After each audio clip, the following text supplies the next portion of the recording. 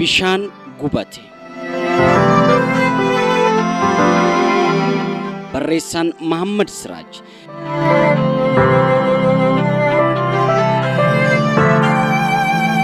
Bishaan gubate.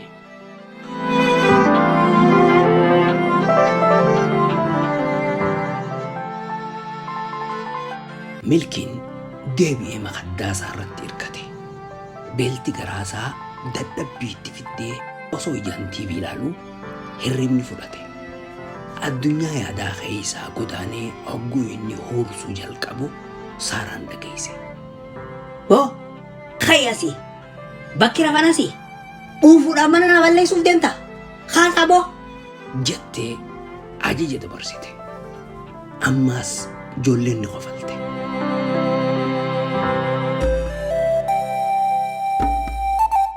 Bareentuu ajaja haadhaa hojiirra oolchuuf qeensa isaatiin milkii waraane. Milkiin dammaquu dinnaan qunxuuxe. Milkiin naasuudhaan ol utaalee ha'ee gara mana hirriibaa deeme.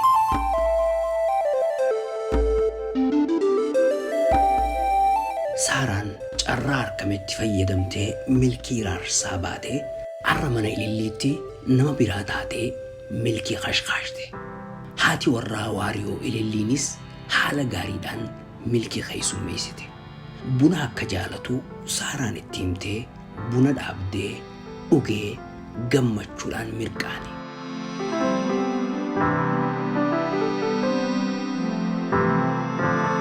Ililliin ilmaan dhiiraa 2 qabdi. Ilmaan isii keessaa kan hangafaa Guyyisaan kutaa 7ffaa barata.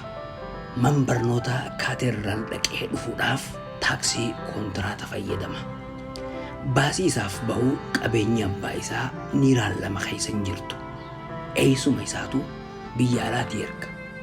Obboleessi isaa xiqqaan Magarsaan mana barnootaa Laaftoo kan moollaa mana isaanii jiru kutaa 5ffaa barata.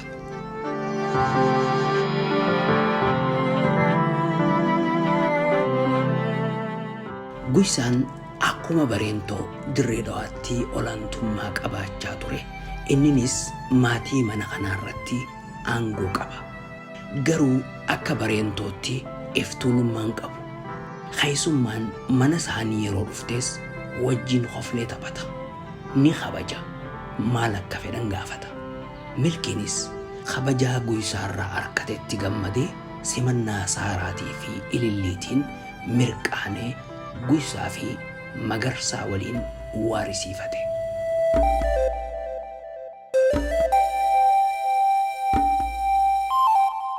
Haala Guyyisaa yeroo argu Guyyisaan nama gaariidha jee yaade. Yaanni isaa kan biraa immoo nama guyyuma tokkotti gaarii fi hamaa ta'uu akkamitti beeyta ja'an.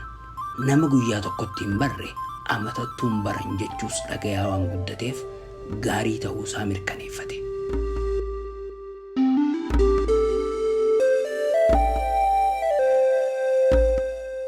Haalli Guyyisaa haala inni Bareentoo wajjin mana adaadaa keessatti dabarse isa yaadachiise.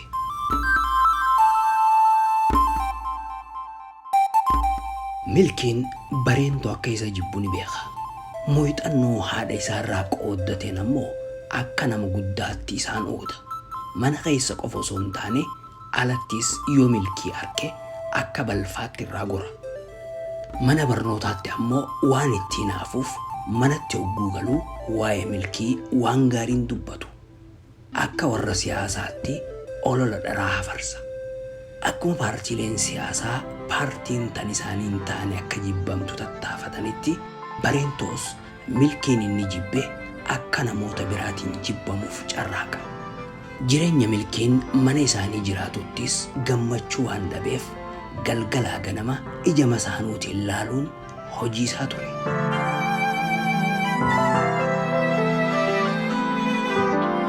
Milkii bareedina bifa isaa kan uumaan badhaase amalaa fi cimina inni barumsa irratti qabaachaa tureen barsiisonni ni jaalatan. Hundi wal harkaa fuudhee olii fi gadiin deema. Yeroo boqonnaa isaa barsiisota biratti waan dabarsuuf carraan barattoota waliin wal harkuu xiqqaa ture. Hamma dareetti deebi'utti yeroo isaa taphaan osoo hin taane barsiisota waliin dabarsa. eega mana adaadaa isaatti galee as walitti dhufeenyi barsiisootaa waliin qabu kun bareentoo hinaafsisuu eegale.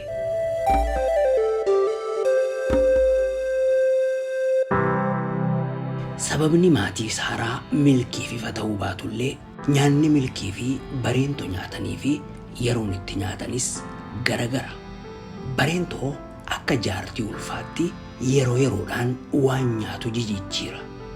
Kan milkii garuu akka waan nyaataniin quufuun yakka jaameetti nyaanni isaaf kennamu xiqqaa waan ta'eef bilchaachuu isaa akka adda baasuuf waan itti kennan fakkaata.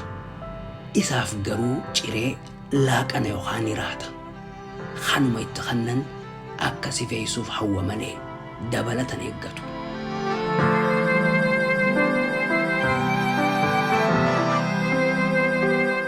Adaadaan isaa yeroo nyaanni dhiyaatu akkuma tokko bismillah kaan ammoo basma abjuutti isiinis waa jechuun isii baratamee jira.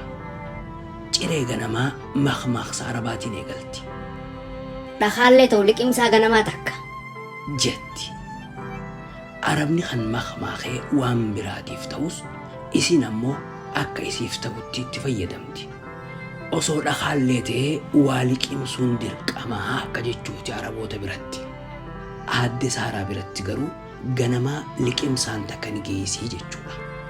Dabalatan eeggatinaa jechuudha Saaraa biratti. Maqmaqsi kun maqmaqamnaan namuu waan quufe fakkaatee callisa. Hamma milkiin mana sanii bahuutu eeggama malee namni ol ka'ee harka dhiqatullee hin jiru. Yoo milkiif kophaa kan kennamu ta'e ammoo dursa kennamee fi hamma bahuu hawwii guddaadhaan eeggama. San booda maatiin hundi akka wadaajaatti wal ga'ee qoonqoorra lafa dhawa.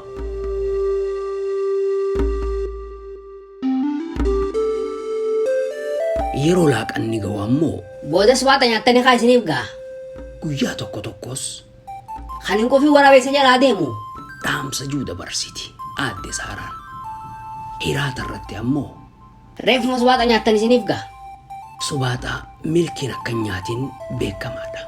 Garuu dubbiin hundi milkiitti waa himuuf dubbatamti. Milkiin haala kanaan qoonqoodhaan adabama.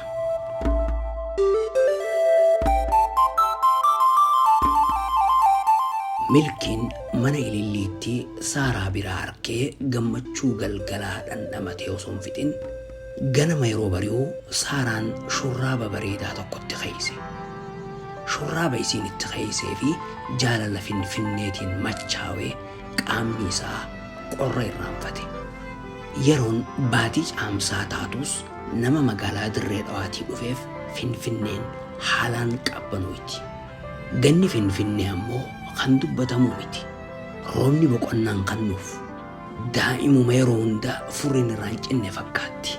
Finfinneen lafti isii dhoqqeedha.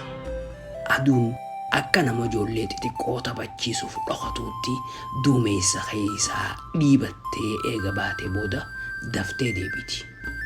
Hurriin gaabii taatee magaalaa uwwifti.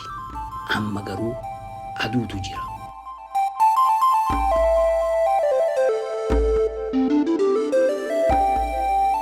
Milkiin hamma barihee magaalaa Finfinnee tan maqaadhaan beekuu ijaan argutti waan jarjareef ciree nyaatee osoo ijoolleen ilillii hirribaan ka'in manaa bahe. Sammuu isaa keessa wanni jiru gaazexeessitoota ispoortii kan televiziyoona keessaa haasawan waan ta'eef imalli isaa garasitti. Daandii achi nama geessu beekuu baatullee callisee gara asfaaltii deeme. Gara olii malee gad akkan taane tilmaamee gama mirgaa gore. Akkuma Dirree Dhawaa keessa miilaan olii fi gad deemuu baretti miilaan waan dhaqu itti fakkaatee deemsa itti fufe. Hanga daandii kallattii afurii walitti dhufu ga'utti miilaan deemee bakka buufanni televiziyoonaa jiru nama gaafate. Tokko Ambaasaadar bira je'een. Ambaasaadar gara makkatee baruuf gaafachuu eegale. Kabiraa miilaan fagoodhaa taaksiidhaan deeme je'een. Kasadaffaa itti deema jee yaabbadhu je'een. Milkiin maqaa isteediyam jiru yeroo dhagayu kubbaa yaadate. Kubbaa keessatti ammoo fakkeenyi isaa roobaa waan ta'eef roobaatu sammuu isaatti dhufe.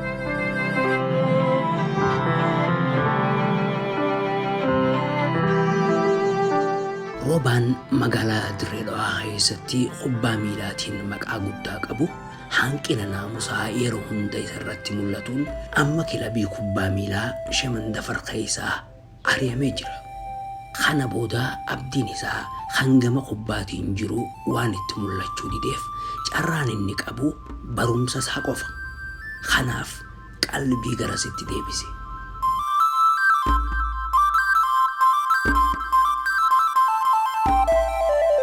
Roobaan jimaa shishaa fi dhalaa irratti yeroo isaa waan fixuuf ciminni duraan kubbaa miilaa irratti qabu gad bu'aa dhufe.